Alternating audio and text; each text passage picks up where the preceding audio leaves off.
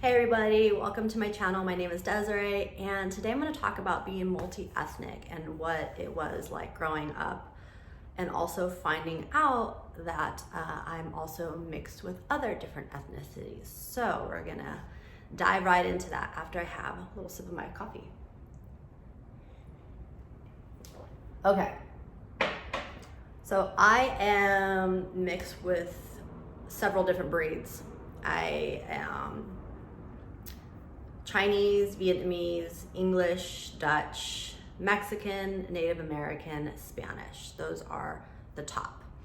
And growing up, I was told that I'm Mexican, Dutch, and Spanish up until a certain age, until I realized and found out that I was also Asian. So I'll go back a little bit on how this came to be, and then where I'm at today, as briefly as I can, so I don't talk for a long time. Bear with me too, because I tend to touch my hair. I don't know why, it's just habit. So my great-grandfather on my mom's side is Dutch. My great-grandmother on my mom's side is Spanish. My great-grandfather on my mom, or let me see, how does it go? Great-grandfather is Dutch, great-grandmother is Spanish. My mom's dad is Hispanic, he's Mexican, and I believe Spanish and Native American. So see if you can hold on to that. Now, my dad's side, my biological dad, is Vietnamese, and half Vietnamese and half white. So we're gonna dive right into that, because some things I just discovered recently, because thankfully 23andMe was available, and there are other things that I want to talk about, what was like to be confused and have a little bit of an identity crisis growing up, and then also to not be qualified enough to be a certain ethnicity or to be recognized as a certain ethnicity. So I'm going to go into 23andMe real quick, and I'm just going to read what the results were. So 2 years ago, my boyfriend, I'm gonna move this pillow out of the way. So 2 years ago, my boyfriend gave me 23andMe because he wanted to know what I was, and he did one as well. We joked, I didn't get mine back for a really long time, and we kind of joked that they looked at my blood work, or not my blood work, my swab, and they're like, okay, you know what, tap out, I can't figure this chick out, you go in on it. And because his came back quick, it was relatively quick, and mine was a long time. So I finally got it back, and I'm just gonna read the results. And for the most part, it was to be expected, and then there was some surprises in my genetic makeup. So I'm gonna go in real quick, and I will tell you what I am. So remember, Spanish, Vietnamese, Dutch, and Mexican. The Vietnamese I found out later in life, and I'll touch on that in a moment, so hang on to that. My genetic makeup is, which was a little bit of a shocker for me, because I thought I was more Hispanic than anything, but I'm actually more European. So looking at the 23andMe, I am 49% British, and I did not expect that at all. I am 11% French German, which I guess can be mixed with Dutch. I don't know. I don't know. I'm not quite sure. And then Southern European, I am 10% Spanish and Portuguese with 0.4% Ashkenazi Jew. And then East Asian and Native American. So I'm 37% East Asian and Native American, 26% Chinese, and Chinese and Southeast Asian. So 17% Vietnamese and 9% Chinese. And then I'm 10% Native American. I don't know what that means, but I'm 10% Native American. Then when you break it down a little bit more, it tells you like regions. So we'll go into a little bit of the regions, because I found that quite fascinating too.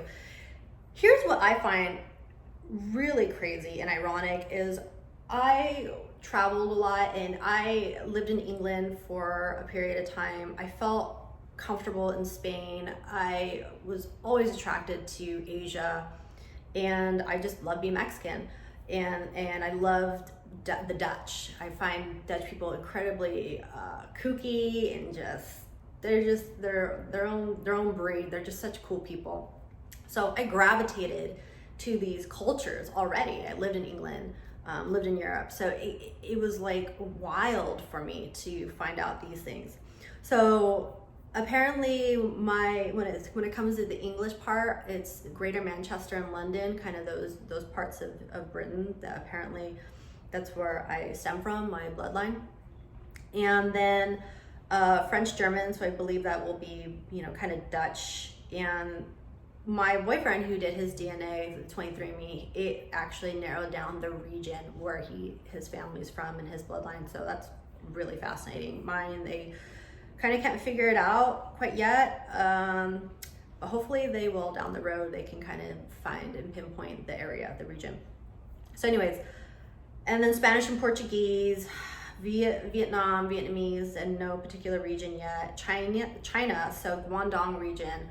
And I've been all over Southeast China. I've traveled, I did some modeling there. I did a tour there for Coors Light a long time ago. I don't even drink beer, but I was doing promotional marketing and would go to all like these different crazy towns and did modeling, did a promo. It was crazy. That's another story.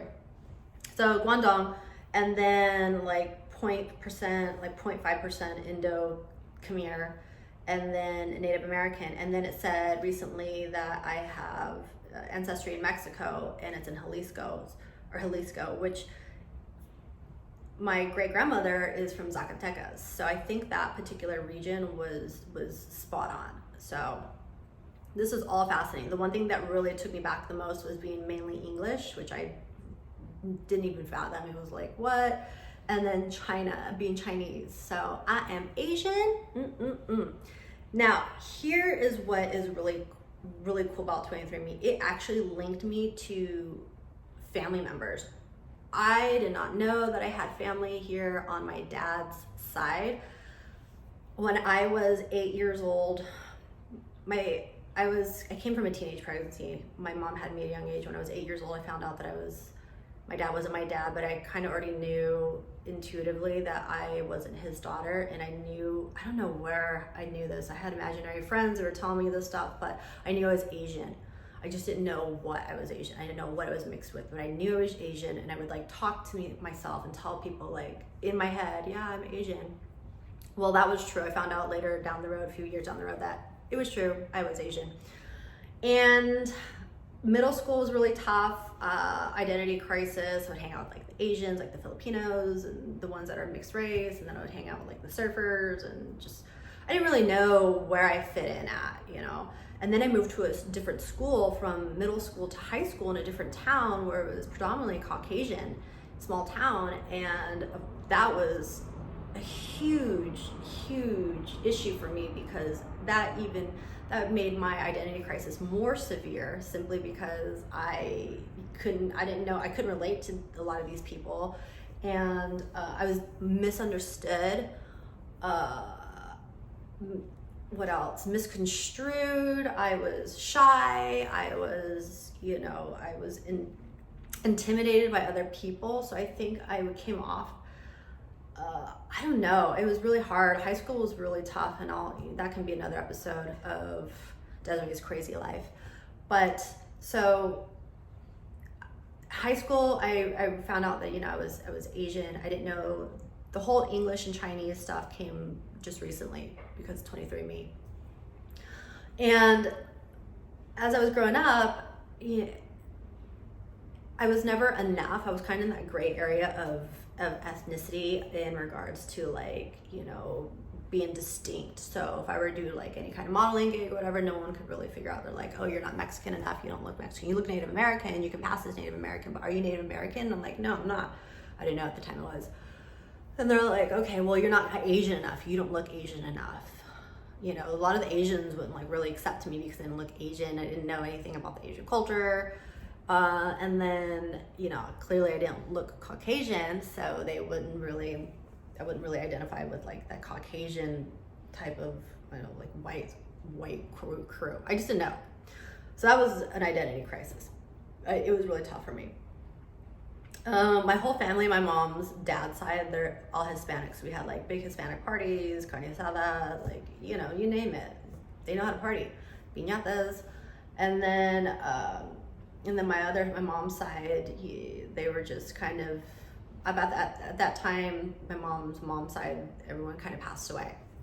So fast forward to now, my boyfriend gave me 23andMe.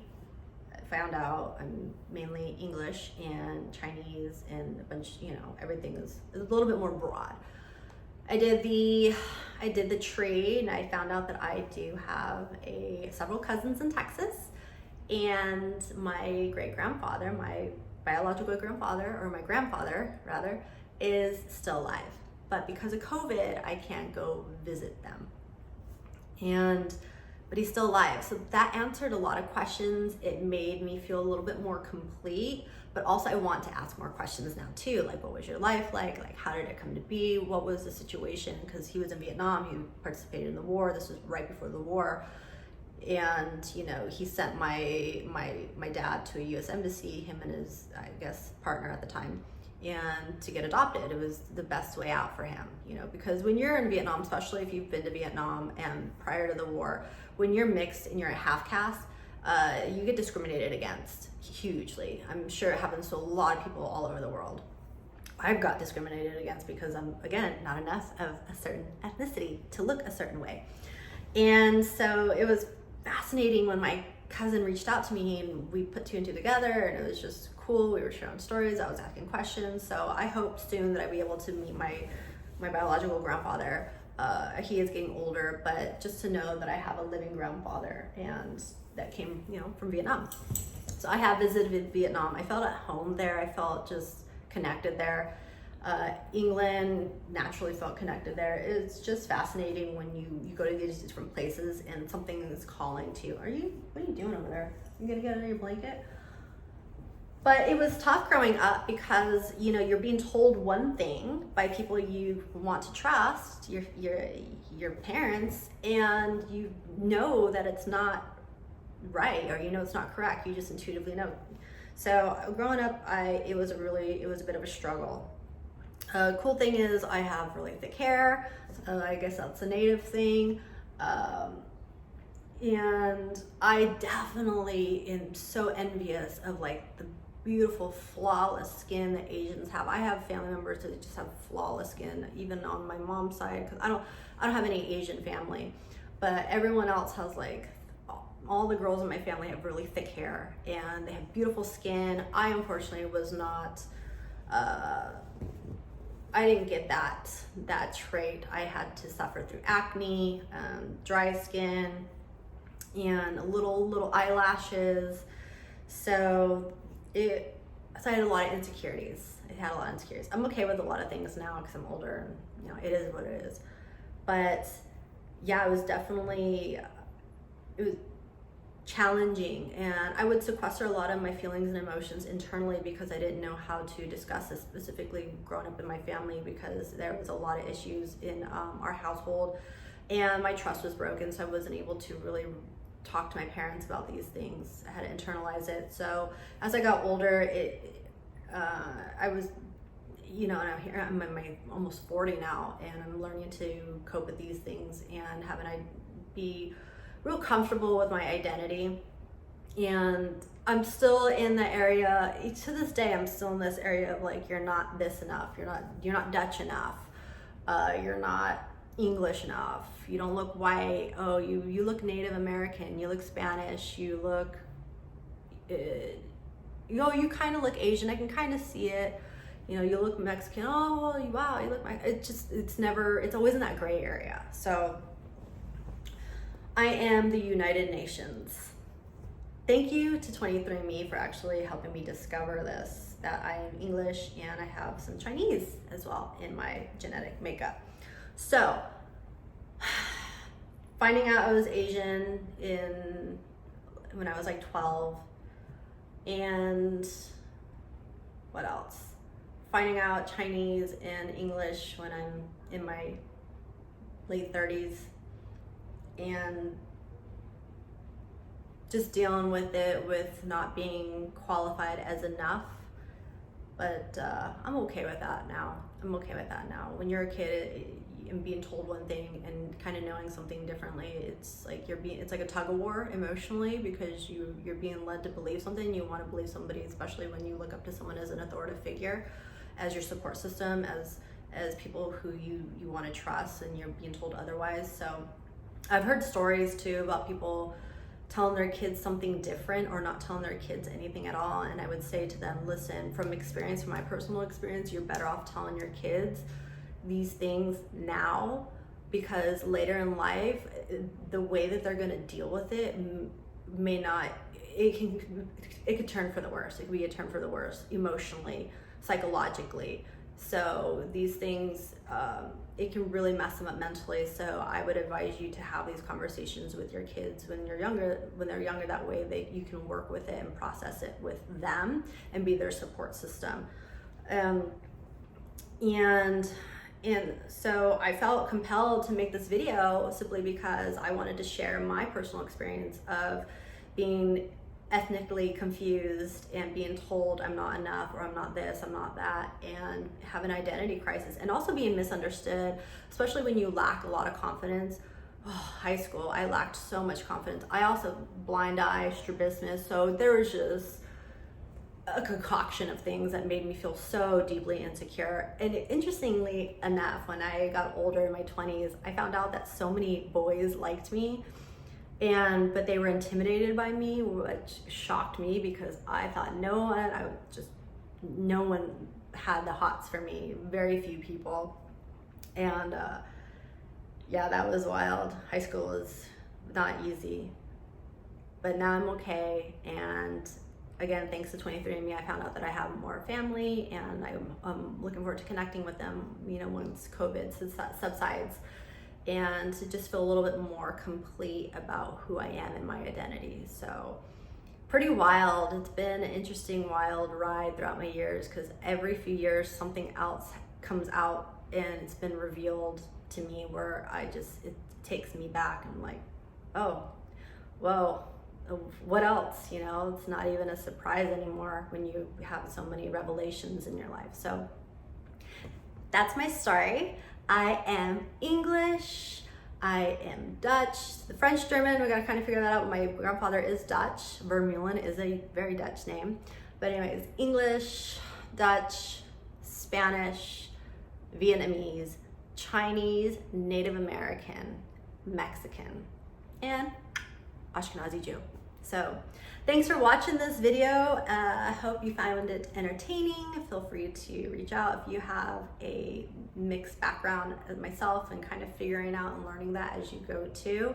And what are your thoughts, and what was your response and your reaction? I'm interested in seeing what kind of relationship you have with all these revelations that you may have had with your identity. So comment below, and until next time, thanks for checking out this video. I am about to finish my coffee and get on my day to do some computer work.